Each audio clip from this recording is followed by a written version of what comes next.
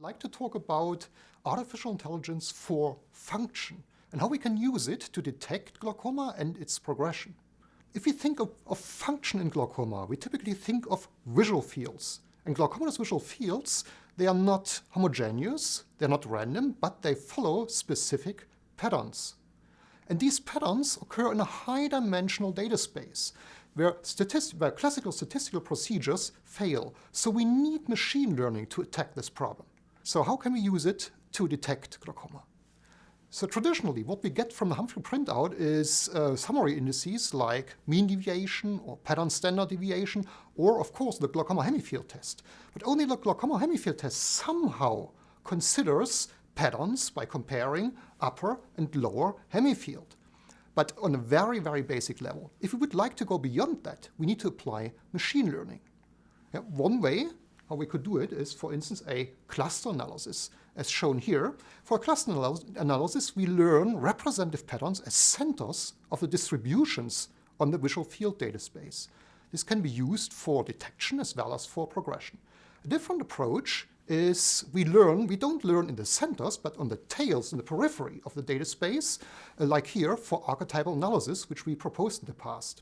For all these methods, the killer feature compared to subjective classification methods is we can take any visual field measurements, such as this one, and we can quantitatively decompose it into its components. So we get numbers we can calculate with that.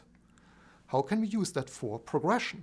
One way what we could do is we could apply supervised learning to predict the future of a visual field, such as here in this suggestion by Wen and colleagues, where they used a convolutional neural network.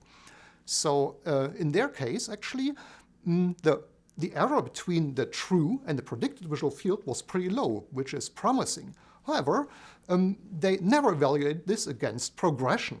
So I'm mentioning this because progression is typically a relatively rare event. So even if, like in this example, if we would just predict a static visual field, we would get a low error. But of course, it would be clinically useless because we would miss all the progressors.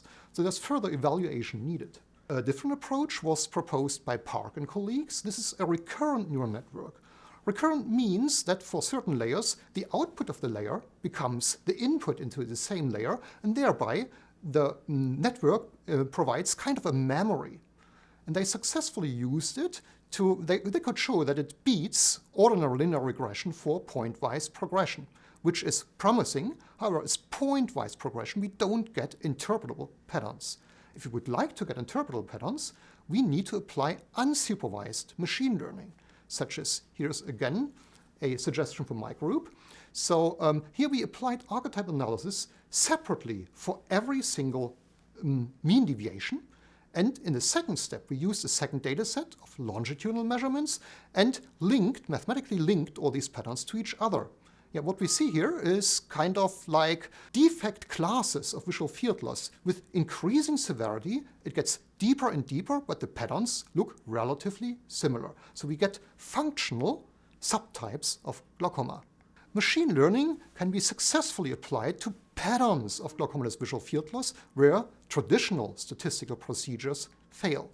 Supervised learning can be used to predict the future of the visual field, and unsupervised learning can be used to identify representative patterns and defect classes of their progression over time.